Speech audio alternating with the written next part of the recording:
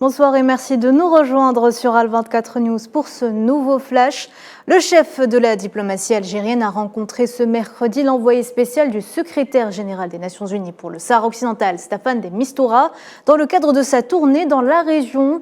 Dans ce contexte, le ministre Ahmed Attaf a réitéré le plein soutien de l'Algérie aux efforts déployés par le secrétaire général de l'ONU, Antonio Guterres, et son envoyé personnel au Sahara occidental, exprimant son aspiration à ce que ces efforts aboutiront à relancer la voie des négociations directes entre le Front Polisario et le Maroc, sans conditions préalables et de bonne foi, dans le but de parvenir à une solution politique préservant le droit du peuple sahraoui à l'autodétermination. La Libye dévastée par des inondations meurtrières, les habitants de Derna enterrent avec le cœur lourd leurs morts et le bilan ne cesse d'augmenter. On parle de plus de 5300 morts et une dizaine de milliers de portés disparus après que 2 barrages aient cédé sous la pression de pluies diluviennes, libérant de puissants flots qui ont tout emporté sur leur passage. Et face à cette catastrophe naturelle, l'Organisation internationale pour les migrations a fait état de plus de 30 000 déplacés à Derna, ainsi que 3 000 à Al-Baïda et plus de 2 000 à Benghazi. L'organisation a expliqué que Derna n'était plus accessible que par 2 entrées au sud, sur 7 habituellement. Selon elle, des pannes d'électricité généralisées et des perturbations du réseau de télécommunications limitent les communications. Le ministre algérien de l'Intérieur, Brahim Marad, accompagné d'une délégation, a été reçu ce mercredi par le président du Conseil présidentiel libyen, Mohamed El Menfi. Brahim Marad a transmis à cette occasion les condoléances du président Tebboune, du gouvernement et du peuple algérien à la Libye. La délégation a fait état, ajoute-t-il, du lancement par l'Algérie d'opérations d'acheminement des aides humanitaires vers la Libye via le pont aérien décidé par Abdelmajid Tebboune. Et puis au Maroc, dans les quartiers de Marrakech, de nombreuses personnes dorment dans la rue, délogées par le séisme qui a fait plus de 2900 morts et secoué l'une des médinas les plus célèbres du pays.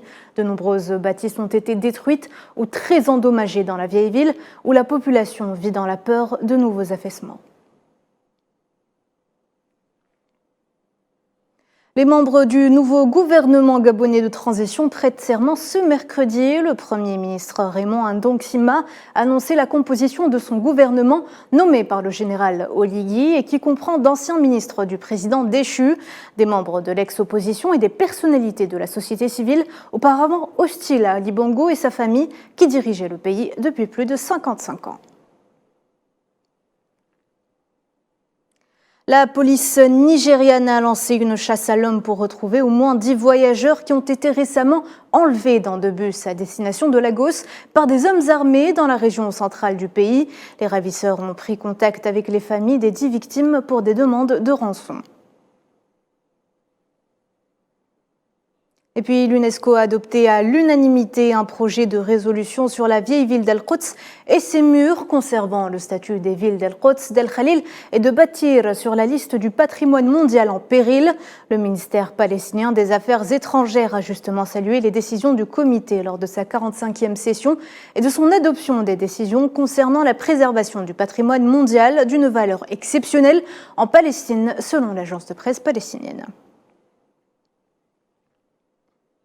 Le Premier ministre japonais Fumio Kishida a procédé ce mercredi à un vaste remaniement ministériel avec des changements notamment aux affaires étrangères et à la défense et une augmentation sensible du nombre de femmes dans son gouvernement.